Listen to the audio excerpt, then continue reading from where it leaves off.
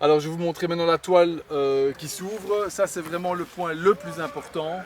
Vous avez ici la manivelle qui est ici au-dessus. Elle est clipsée ici au-dessus. Donc là vous avez la manivelle, vous la déclipsez simplement comme ceci. Voilà, on peut la rallonger. Alors ça c'est le point le plus important parce que c'est assez facile à abîmer. Donc on introduit la manivelle ici dans le support prévu pour et on commence à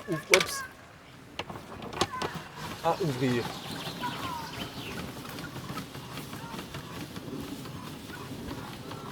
Une fois que vous l'avez sorti de 1 mètre à 1 mètre 50, attention, il ne faut absolument pas l'ouvrir jusqu'au bout parce que sinon vous avez un porte-à-faux énorme et vous allez arracher. Donc une fois que vous savez y accéder, vous avez les pieds qui sont rangés ici.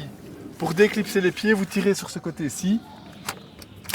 Comme ça, il y a un système de rotule ici. Et alors vous savez sortir le pied. Vous l'abaissez.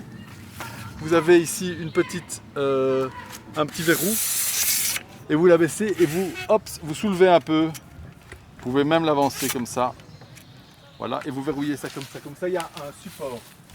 Même chose ici. On tire sur la rotule. Voilà, on la baisse, on ouvre et on l'aide ici et en inclinant ça comme ça vers le haut. Une fois qu'il est installé comme ça, il est soutenu. On va continuer à faire tourner la manivelle.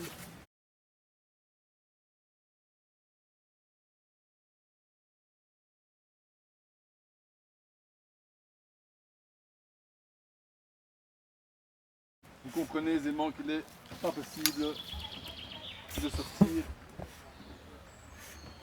sans support, sinon ça s'arrache, c'est trop lourd. Si jamais il y a de la pluie, il faut incliner pour que l'eau s'écoule, sinon vous allez avoir une poche et vous allez aussi déchirer la toile.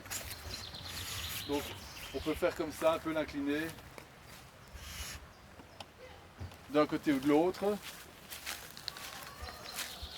pour évacuer la pluie. Alors, si vous restez et que vous restez près du camping-car, vous pouvez le laisser comme ça va assez vite. Si vous devez vous absenter, il faut absolument sangler ceci. Le moindre coup de vent, et ça s'arrache, ça se soulève et ça plie toute la tringlerie. Vous recevez ici un kit qui se trouve là.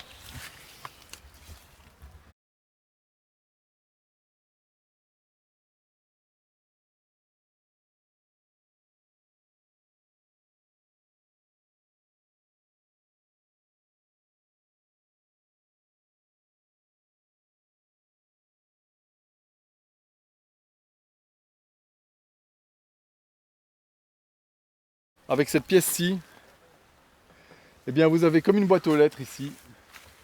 Vous venez tout simplement la glisser dedans, comme ça. Et donc du coup, c'est verrouillé.